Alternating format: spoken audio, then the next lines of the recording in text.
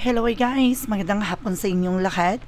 This is your guys from my secret channel of Fatal or Ozo Matarger. So ngayong hapon na to, tignan natin sabihin sa inyo ng ating mga gabay. So this is a special gabay for the month of July 18 hanggang July 24 for the sign of Cancer.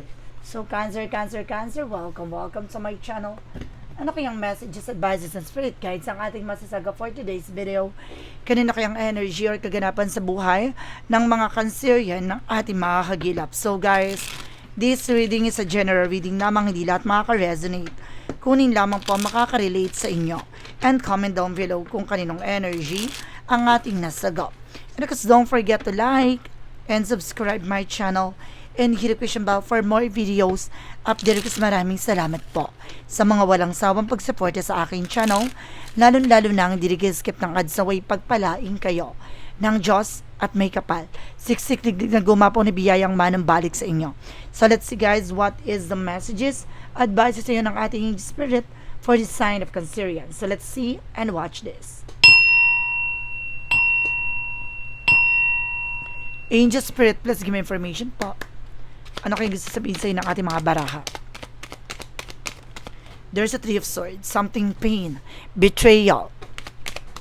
May mga bagay na maaaring nasasaktan ka, nahihirapan ka, but there's some Emperor, mas maging mature ka na at maging grounded ka na sa mga decision mo or actions mo.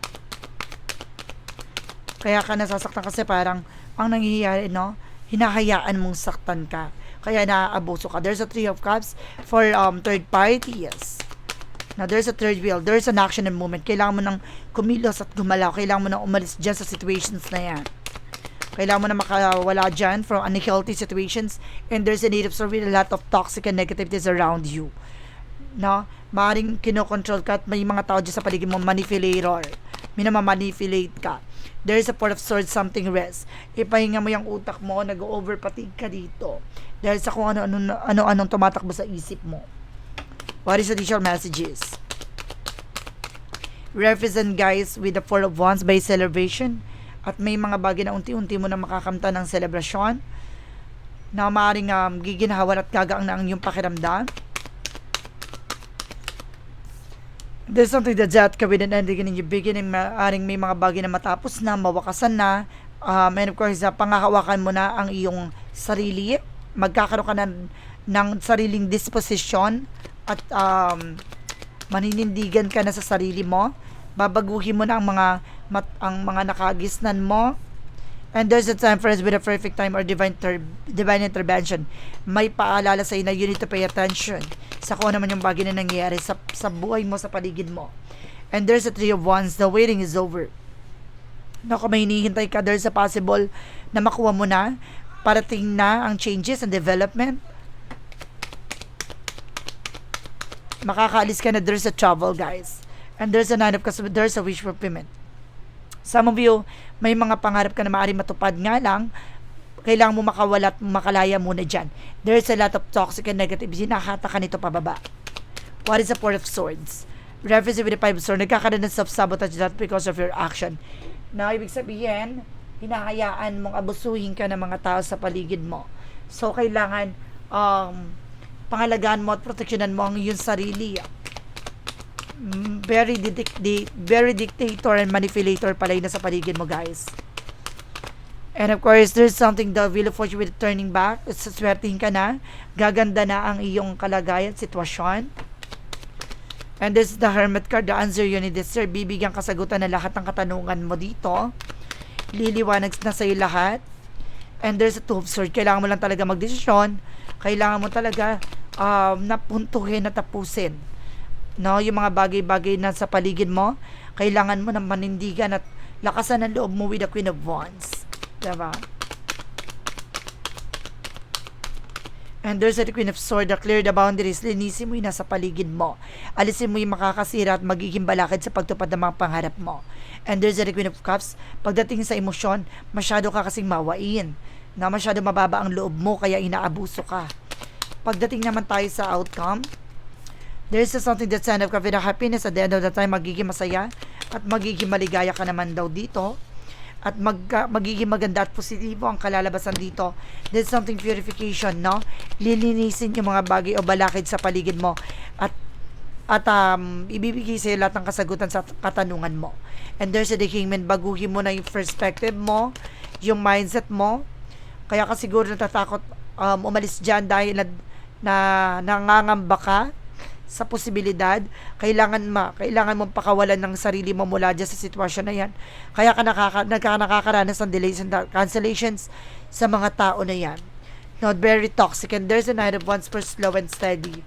Matuto ka maging mahinahon, kalmado sa mga gagawin mong plano.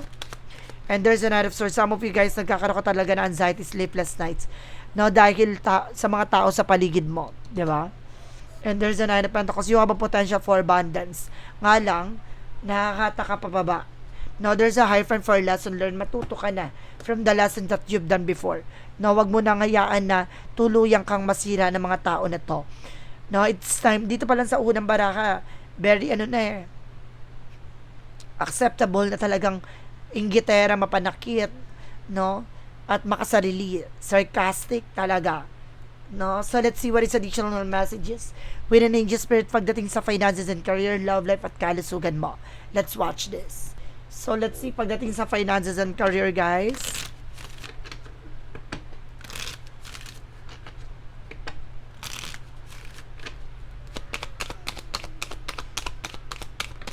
There's a Page of Pentacles, invest wisely.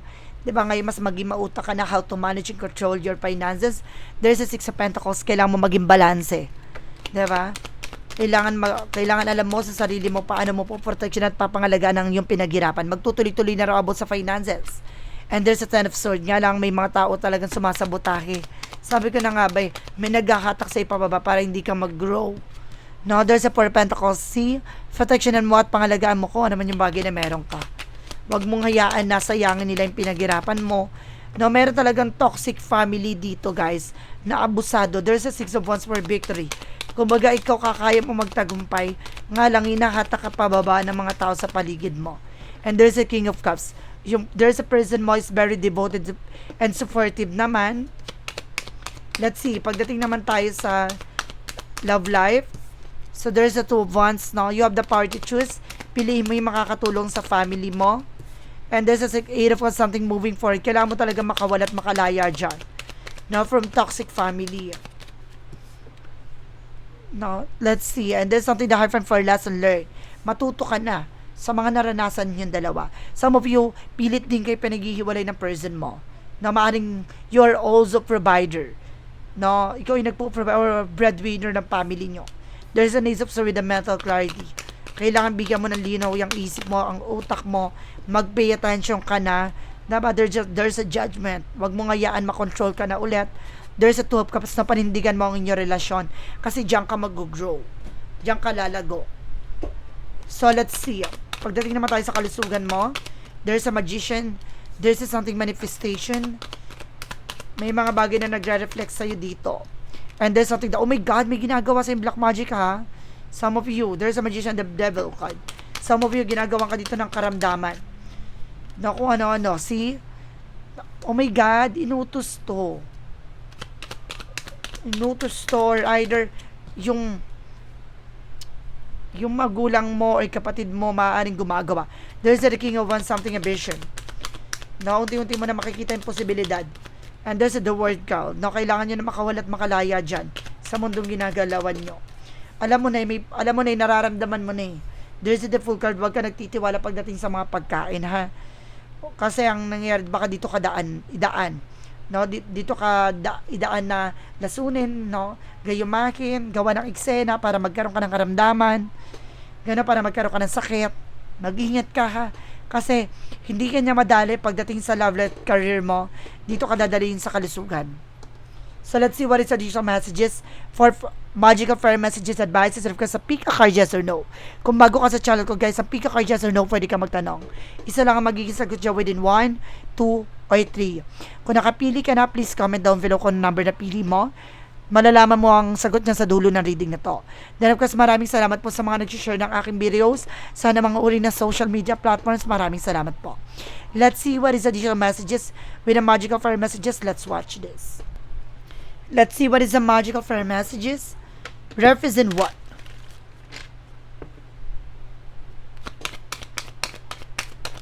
And now there's an autumn. There's a harvest moment, guys. No, ani ka na lahat ng mga bagay pinaghirapan mo. And your desires within reach. No, lahat ng pangarap mo maaari pumabor na sa'yo. Lahat ng mga pinaghirapan mo maaari makakamtan mo na. No, magiginawaan ka na, request, makukuha mo na yung mga bagay na pinaghirapan mo. And there's a winter season. The answer you need this year. Na bibigyan kasagutan na lahat ng mga katanungan mo at bibigyan ng kaliwanagan lahat ng bagay na gusto mong malaman. So let's see what is a yin and yang oracle card.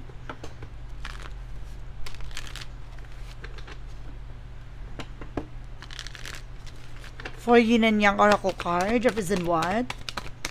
And you are dealing with the ease of earth, Taurus, Virgo, Capricorn, and this is something called past lack suffering. Nagsasuffer ka dito sa mga nakaraan, sa mga nangyari sa'yo from the past. So, kailangan mo na itong pakawalan at bitawan, ha? Huwag ka na mag-stick dyan. This is a harvest moment, guys. Aani ka na mga pinaghirapan mo. And of course, there's something, guys, with our resilience. So, kailangan mo magtiyaga sa lahat ng bagay na nangyari sa'yo ngayon. There's a success coming in at magtatagumpay ka na. Na nakawala ka na sa bangungot. And there's something, the word card, babaguhin na yung mundo mo. Or some of you, makakapag-travel ka na. What is the romance idea for a Mystic Love Oracle deck? What is the romance idea for a Mystic Love Oracle deck? And there's a romance feeling. Pati sa pag-ibig, mawawala na yung tutol. Mawawala na yung makadlang at tumakarang. And there's something, sorry, may hihingi ng tawad, wag kang maniniwala basta-basta. And there's a third party. Diba, I told you about the third wheel.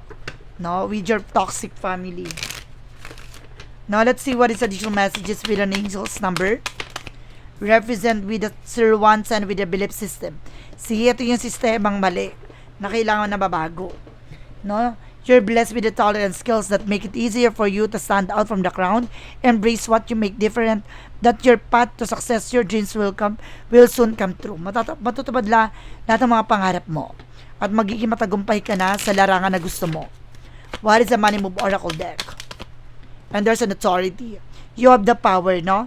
Kailangan mo lang ng self-confident para na sa ganon, mas lumago ka at mas lalong lumakas ka at maging maganda daloy ng sitwasyon mo. What is a shadow work represent what? What is a shadow work? Mental contest, control, power, repress. No, kailangan, there's a strength. No? Struggles define strength. No? Talagang yung mga pagsubok, mga pinagdaan mo, yan yung dyan makikita, no? Yung katatagan mo at kalakasan mo. Kailangan maging malakas ka sa hamon ng buhay. There's a clarifying for a love situation. Ano man yung bagay na pinagdadaanan mo, kailangan marunong kang bayuhin ito. There's something flight plan. Sometimes things will fall apart for a better things to come. So, minsan, may mga plano tayong hindi nagtatagumpay.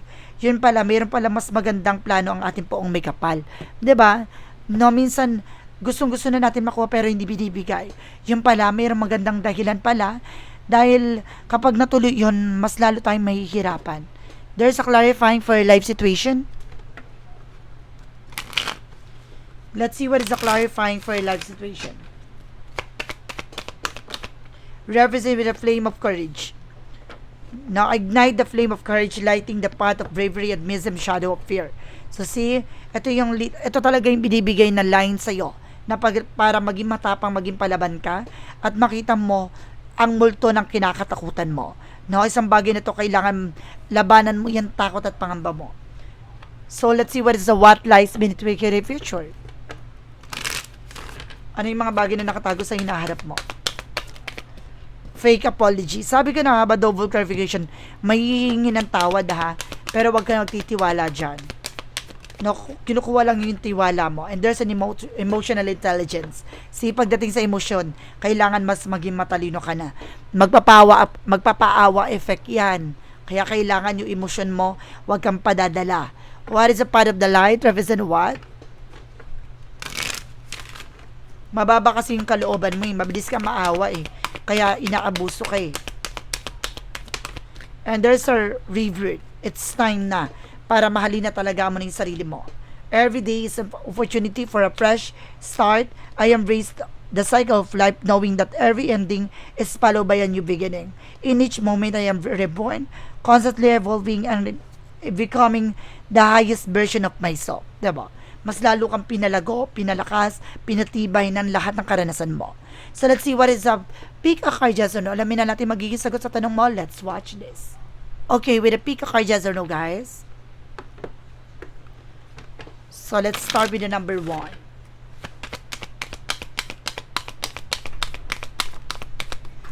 So there's a no. Storm to violent needed shelter. Humanap ka ng lugar kung saan ka magiging panatag, na magiging safe, no? Huwag ka magstay dyan sa situation na yan dahil masisira ka ng tuluyan. Number 2, there's a no. Hidden danger, stillness, proceed with caution. No, ibig sabihin, mag-ingat ka. Maraming mga patibong, no? Maraming bagay na susubukin ka. No, kung magiging marupok or magiging, ano ka pa ba, kasyunga-syunga. And there's a yes with the number 3. Getting satisfaction, good times, happy ending. Beauty and growth surround you, cherish it. Talagang masasatisfy ka sa kalalabasan dito at magiging magandang kalalabasan dito at lalago ka bilang isang tao. At gaganda na talaga ang buhay at ang iyong pagkatao at sitwasyon, kalagayan. No? So guys, this is a special gabay for the month of July 18 hanggang July 24 for the sign of Cancerian. So Cancer, maraming salamat po for this wonderful reading. So once again, this reading is a general reading lamang, hindi lahat makaka-resonate. Kunin lamang po ang makaka-relate sa inyo. And comment down below kung kaninong energy ang ating nasagap. Because don't forget to like and subscribe my channel and hit the question bell for more videos. Update ko, maraming salamat po sa mga walang sawang pagsuporta sa aking channel. Lalo-lalo na ang skip ng ads, away pagpalain kayo ng Diyos at may kapal siksik liglig na gumapaw na biyayang manong balik sa inyo. Maraming salamat po and see you the next video. Bye-bye and babush.